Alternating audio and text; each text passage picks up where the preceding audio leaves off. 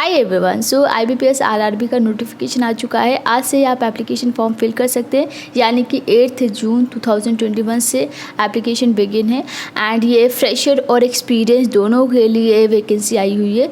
तो इसमें officers scale 1, scale 2 and scale 3 के रिक्रूटमेंट के लिए है और ऑफिस असिस्टेंट के लिए ये वैकेंसी आई हुई है। तो अगर आप किसी भी गवर्नमेंट जॉब की प्रिपरेशन कर रहे हैं तो इस चैनल को सब्सक्राइब कर लीजिएगा, क्योंकि यहाँ पे जितने भी गवर्नमेंट जॉब से रिलेटेड नोटिफिकेशंस आती हैं उन सभी के बारे में यहाँ पे हम डिटेल में बात करते हैं। तो आज के वीडियो में हम बेसिक डिटेल्स के बारे में बात करेंगे जो भी नोटिफिकेशन में है। तो स्टार्ट करते हैं। ओके, जो ये फॉर्म है इसमें आपका स्केल 1, स्केल 2 और स्केल 3 ऑफिसर्स के लिए है, जो कि ग्रुप ए की पोस्ट है, और ग्रुप बी में आपको ऑफिस असिस्टेंट की पोस्ट है। ठीक है, तो ये दो टाइप्स के पोस्ट है। तो आपका जो एग्ज़ाम होगा वो अगस्त, सितंबर या अक्टूबर में होगा। ठीक है, एंड इंटरव्यू भी होगा। तो इंटरव्यू आपका नवंबर के मंथ में हो सकता है। तो ये एग्जैक्ट नहीं है। ठीक है, होने की चांसेस है कि आपकी जो मेंस का एग्ज़ाम है और जो प्रीलिम का एग्ज़ाम है वो आपका अगस्त, सितंबर, अक्टूबर में हो सकता है और नवंबर में आपका फाइनल इंटरव्यू हो सकता है। ठीक है, तो सबसे पहले मैं आपको सिलेक्शन प्रोसेस बता देती हूँ। अलग अलग पोस्ट के लिए डिफरेंट सिलेक्शन प्रोसेस है। सबसे पहला जो पोस्ट है वो है office assistant. Office assistant post के लिए आपका 2 स्टेज में एग्जामिनेशन होगा। पहला प्रीलिम्स होगा, उसके बाद मेंस होगा। आपका जो फाइनल मेरिट लिस्ट आएगा जिसके बेसिस पे आपको सेलेक्ट किया जाएगा वो आपका मेंस एग्जामिनेशन होगा। मेंस एग्ज़ाम के मार्क्स आपके लिए इंपॉर्टेंट है, उसके बेसिस पे ही फाइनल मेरिट लिस्ट आएगा।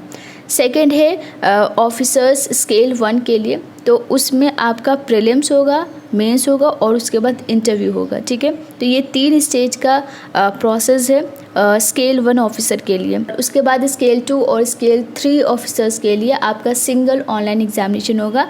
इसमें आपका एक एग्ज़ामिनेशन देना है। एक एग्ज़ाम के बाद आपका इंटरव्यू होगा, आपको इंटरव्यू के लिए अपीयर होना होगा।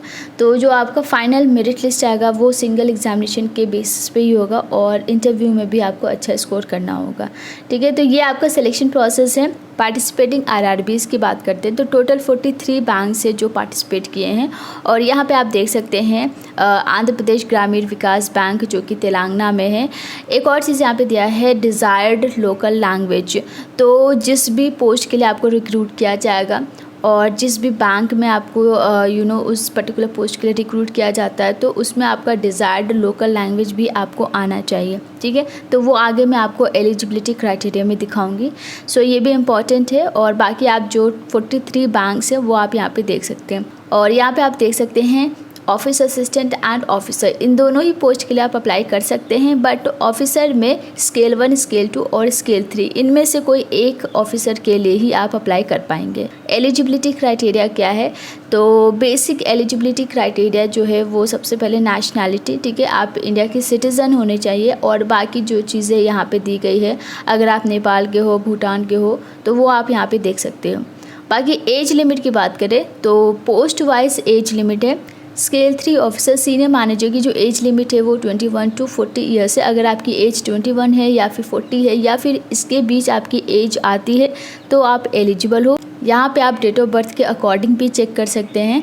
सो आपकी जो डेट ऑफ बर्थ है वो 3 जून 1981 से पहले नहीं होना चाहिए। इस दिन है तो आप एलिजिबल हो। और 31 मई 2000 के बाद नहीं होना चाहिए। ठीक है, तो इन 2 डेट्स के बीच अगर आपकी डेट ऑफ बर्थ है या इन पर्टिकुलर डेट्स में आपकी डेट ऑफ बर्थ है तो आप एलिजिबल हो। इसी तरीके से स्केल 2 ऑफिसर मैनेजर के लिए एज लिमिट है 21 to 32 years. Scale 1 officer assistant manager के लिए 18 to 30 ईयर्स एज लिमिट है। ऑफिस असिस्टेंट मल्टीपर्पज़ के लिए 18 to 28 ईयर्स एज लिमिट है। इसके बाद आप यहाँ पे एज रिलैक्सेशन भी देख सकते हैं। SC ST के लिए 5 ईयर्स का एज रिलैक्सेशन है। OBC के लिए 3 ईयर्स।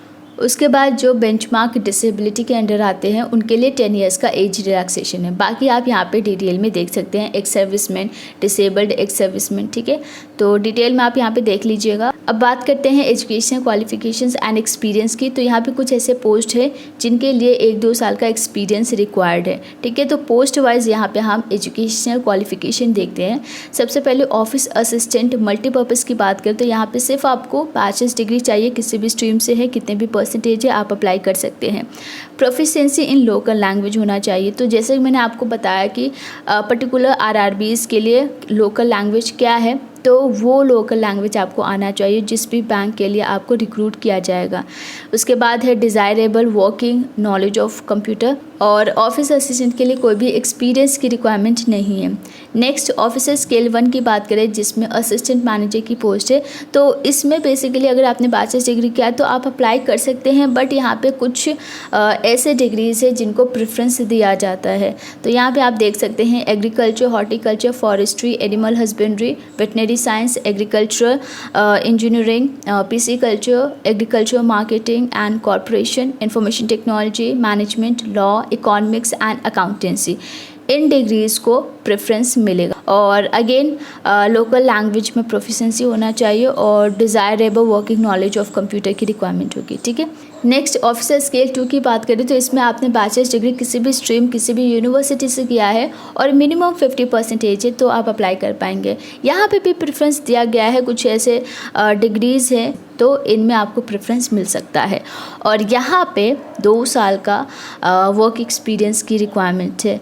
इसके बाद आता है ऑफिसर स्केल 2 जो कि स्पेशलिस्ट ऑफिसर्स के लिए है। तो यहाँ पे बेसिकली आपको इंफॉर्मेशन टेक्नोलॉजी ऑफिसर के लिए बैचलर्स डिग्री की रिक्वायरमेंट है, और ये आपने इलेक्ट्रॉनिक्स, कम्युनिकेशन, कंप्यूटर साइंस या फिर इंफॉर्मेशन टेक्नोलॉजी से किया या इसके इक्विवेलेंट कोई भी आपने ग्रेजुएशन किया है मिनिमम 50% के साथ, तो आप एलिजिबल हो। यहाँ पे डिज़ायरेबल में सर्टिफिकेट चाहिए ASP, PHP, C++, जावा, VB, VC, OCP एक्सेट्रा। तो इनमें से कोई भी सर्टिफिकेट आपके पास है। यहाँ पे भी 1 साल का वर्क एक्सपीरियंस रिक्वायर्ड है। इसके बाद चार्टर्ड अकाउंटेंट में अगर आपने एज अ चार्टर्ड अकाउंटेंट 1 साल का काम किया है तो आप इसके लिए रिक्रूट किए जा सकते हैं।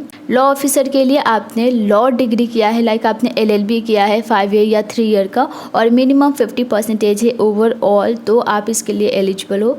और इसके लिए 2 साल कम से कम आपने एज एन एडवोकेट या फिर लॉ ऑफिसर वर्क किया है किसी भी फाइनेंशियल इंस्टीट्यूशन या फिर बैंक में, ठीक है। कम से कम 2 साल का एक्सपीरियंस आपके पास होना चाहिए। नेक्स्ट है ट्रेजरी मैनेजर। इस पोस्ट के लिए आपने चार्टर्ड अकाउंटेंट या फिर MBA किया है फिनांस में, इसमें भी 1 साल का वर्क एक्सपीरियंस चाहिए। अगला है मार्केटिंग ऑफिसर। मार्केटिंग ऑफिसर के लिए MBA इन मार्केटिंग से आपने किया है और इसमें भी 1 साल का वर्क एक्सपीरियंस चाहिए। एग्रीकल्चर ऑफिसर के लिए आपके पास बैचलर्स डिग्री होना चाहिए एग्रीकल्चर में, या फिर horticulture, dairy, animal husbandry, forestry, veterinary science, agriculture engineering या फिर PC कल्चर में भी है तो भी आप अप्लाई कर सकते हैं। मिनिमम 50% होने चाहिए। यहाँ पर भी 2 साल का रेलिवेंट वर्क एक्सपीरियंस की रिक्वायरमेंट है, ठीक है। इसके बाद आता है ऑफिसर स्केल 3। तो स्केल 3 ऑफिसर सीनियर मैनेजर के लिए बैचलर्स डिग्री आपने किसी भी डिसिप्लिन में किया है, मिनिमम 50% है, आप यहाँ पे अप्लाई कर सकते हैं। बट यहाँ पे भी प्रेफरेंस दिया जाता है अगर कोई कैंडिडेट ऐसा है जिसने डिग्री या डिप्लोमा किया है banking, finance, marketing and so on. यहाँ पे मिनिमम 5 इयर्स का वर्क एक्सपीरियंस रिक्वायर्ड है एज एन ऑफिसर किसी भी बैंक या फिनेंशियल इंस्टीट्यूशन। सो ऑनलाइन एग्जामिनेशन स्ट्रक्चर की बात करते हैं, और सबसे पहले मैं आपको बता देती हूँ यहाँ पे नेगेटिव मार्किंग है। कोई भी आप रिटन एग्जामिनेशन दोगे किसी भी पर्टिकुलर पोस्ट के लिए, आपकी जो नेगेटिव मार्किंग होगी वो 1/4 होगी, ओके। सो यहाँ पे ऑफिस असिस्टेंट मल्टीपर्पज़ के लिए जो प्रीलिमिनरी एग्जामिनेशन होगा उसमें आपके 2 टेस्ट होंगे, रीजनिंग एंड न्यूमेरिकल एबिलिटी, और दोनों ही सेक्शन में, दोनों ही टेस्ट में आपके 40 क्वेश्चंस होंगे और 40 मार्क्स के होंगे, यानी कि आपका एक क्वेश्चन 1 मार्क का ही होगा। सो टोटल 45 मिनट्स आपको मिलेंगे प्रीलिमिनरी एग्जामिनेशन के लिए ऑफिस असिस्टेंट में, ठीक है। ऑफिसर स्केल 1 के लिए आपका रीजनिंग और क्वांटिटेटिव एप्टीट्यूड का टेस्ट होगा, और same marks and number of question का यहाँ पे भी डिस्ट्रीब्यूशन दिया गया है। तो इन प्रीलिमिनरी एग्जामिनेशन को क्वालिफाई करने के बाद ही आप मेंस एग्जामिनेशन के लिए अपीयर हो सकते हो, और ये सिर्फ क्वालिफाइंग इन नेचर है, मतलब इसको सिर्फ आपको पास करना होता है। मेन एग्ज़ाम की बात करते हैं ऑफिस असिस्टेंट की, तो ये भी आपको ऑब्जेक्टिव होगा। इसमें आपका reasoning, computer knowledge, general awareness, English language या हिंदी लैंग्वेज, इन दोनों में से कोई एक ही आपको अटेम्प्ट करने हैं।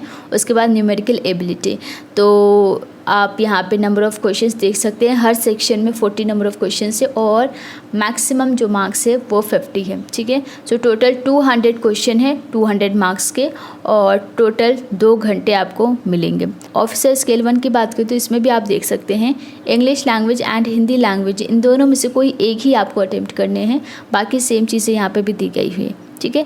इसके बाद अब बात करते हैं जो आपका सिंगल लेवल का एग्जामिनेशन होगा, तो ये आप देख सकते हैं officer scale 2 general banking officer के लिए आपका सिंगल एग्जामिनेशन होगा। तो इसमें आपका reasoning, computer knowledge, financial awareness और उसके बाद इंग्लिश लैंग्वेज और हिंदी लैंग्वेज में से आपको एक ही चूज़ करना है, और quantitative aptitude and data interpretation, ठीक है। तो ये आपके टेस्ट के नेम्स हैं। तो हर सेक्शन में आपके 40 क्वेश्चन है और यहाँ पे आप मार्क्स का डिस्ट्रीब्यूशन देख सकते हैं।